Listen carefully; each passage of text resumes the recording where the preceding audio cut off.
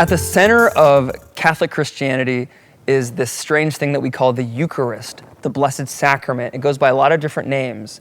It's the consecrated bread and wine that's at the high point of every Mass that Catholics go to on Sunday. Sometimes I think what happens to whether Mass-going Catholics, fallen away Catholics, or non-Catholic Christians is a kind of misunderstanding around what Catholics believe the Blessed Sacrament to be.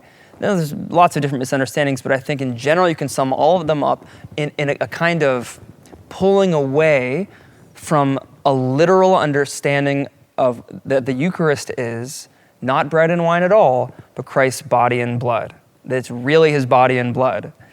You know, I think to a lot of us today, people can say, oh, come on, let's be grown-ups here. It's bread, it's wine. It's obviously not someone's body. It's obviously not someone's blood. You know, that's kind of nice poetic language, but you know, I'm not actually gonna eat someone's body and drink someone's blood. I'm not gonna worship that bread or that wine, even though Catholics say it's Jesus in some weird way. So let's be grown-ups and be mature about this. It's not that. Well, okay. We don't want to be superstitious about this, but what is superstition? It's living in some other false reality and believing in kind of magic. The Catholic belief in the Eucharist is anything except superstition because it's rooted precisely in what Jesus says himself about the Blessed Sacrament, about the Eucharist. The key place to go, it's a great place to start anyway, is in the Gospel of John chapter 6. Here's the question. Is the bread and wine literally Jesus' body and blood, or is it merely a symbol of Jesus' body and blood? That's the question. And that's precisely the question that Jesus brings up in this place called Capernaum in Israel. There's a misunderstanding that's happening. Jesus says, I'm the bread of life. I've come down from heaven. You have to eat me. And there's an argument that breaks out about whether or not Jesus means like literally or really eat your body and drink your blood, or are you kind of meaning sort of metaphorically? And here's how Jesus, who is a great teacher and knows exactly how to use allegories and parables, that's his normal modus operandi of teaching. Listen to how he responds to the confusion over symbolic or literal interpretation of his body and blood given to eat. Jesus says in John chapter 6, truly, truly, I say to you, unless you eat the flesh of the Son of Man and drink his blood, you have no life in you. Now, does he back away from the literal interpretation? Far from it. Jesus says, he who eats my flesh and drinks my blood has eternal life, and I will raise him up at the last day. He confirms the literal translation there. Does he back away again now? He's made a strong statement. Is he going to pull back from it? I'm glad you asked. No. He says, for my flesh is food indeed. Or another translation of that is real food. And my blood is drink indeed. Another translation, real drink. Now, he's confirmed this twice, his original statement about the literal reality of his body and blood given as food and drink. And then number 4, he drives the point home one more time. He who eats my flesh and drinks my blood abides in me, and I in him. Jesus has confirmed the literal interpretation of what he's saying, that he is going to give his real flesh and his real blood. He's going to give his real flesh, his real body as food, and his real blood for people to drink. Okay. Well, as you might expect, people kind of freak out about that because it seems disgusting, to be frank. Who does that? For a Jew, there was an absolute prohibition against drinking certain kinds of animal flesh and drinking animal blood. Well, that was particular for the Jews, but like every human being pretty much understands that it's repulsive to think about eating someone's flesh and drinking someone's blood. That doesn't keep Jesus from emphasizing the literality of his body and blood given as food and drink.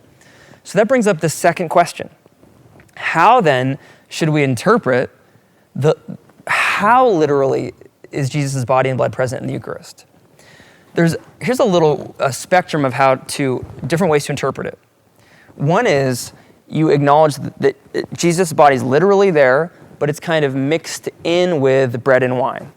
That's typical of different Lutheran formulations. One is called consubstantiation. You've got bread, you've got wine. Or you've got the body of Jesus and you've got bread. The problem with that, though, is it's metaphysically impossible. Why? Because Jesus has a human nature and bread has its own kind of nature, natural substance, and the two can't exist together. Example, the bagel that I had for breakfast doesn't exist anymore. The substance has now been converted into me. Jesus, who has two natures, human and divine, cannot coexist with a piece of bread. It's repugnant just metaphysically. It's irrational.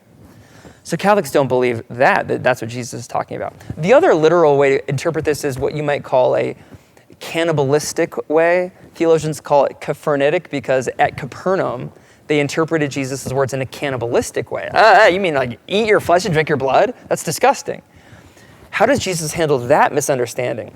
Well, he says, he nuances it and he says, it's the spirit that gives life. The flesh is of no avail. What if you were to see the Son of Man ascending to where he was before? What is he talking about? It's the flesh of no avail. The human flesh of Jesus before his resurrection would do nobody any good, I presume. It wouldn't give him, it wouldn't give himself, it wouldn't give divine life. It's the Spirit that gives life. Jesus, his body, crucified, risen from the dead, ascended to where he was before with the Father, with his human body, now can give himself as food and drink. Jesus, once risen from the dead, his body is no longer susceptible to the normal rules of physics. When Catholics receive Holy Communion, the Blessed Sacrament, we don't believe that we're eating like a piece of Jesus' body. We believe we're receiving his body in its entirety, but in a way that goes far beyond the normal rules of physics. Just as Jesus' risen body was not just a horizontal change from like dead body to living body, like zombie body, it was a vertical change. His human life is taken up to share the life of God. In a similar way, the bread and the wine are converted in not a horizontal change, like, oh, now you're bread, now you're a rabbit. Oh, now you're a rock, now you're bread. It's a vertical change, which is only possible through Christ's divine power. The bread and the wine are converted upwards into the very substance, to use philosophically language, or into the very person of Christ himself. Now, under the appearance of bread and wine, he can give his flesh, his blood, his soul, his human soul, and his divinity as real food and real drink. So if someone says to a Catholic, what's on the altar after the priest has said the special Eucharistic prayer? Is it bread and wine? We would say no, it only appears that way. It is Christ himself, present body, blood, soul, and divinity. That's why we call it Holy Communion, because we're in communion with a person of Jesus, in a communion of love through this meal, this holy meal. So if you're a Catholic, I invite you to rediscover this beautiful teaching. If you're not Catholic at all, if you're a Christian and you've never heard this before, go back to the Gospel of John and prayerfully read these words of Jesus. Jesus was not teaching merely symbolically about his presence in the Blessed Sacrament. It's literally him, but it's not cannibalism, and it's not what Luther thought. You might call it Sacramental Realism. Christ is really present under a sacramental sign of bread and wine. This is no peripheral side issue of Christianity. Catholics believe this is the very center of Christianity because it is Christ himself given as food and drink.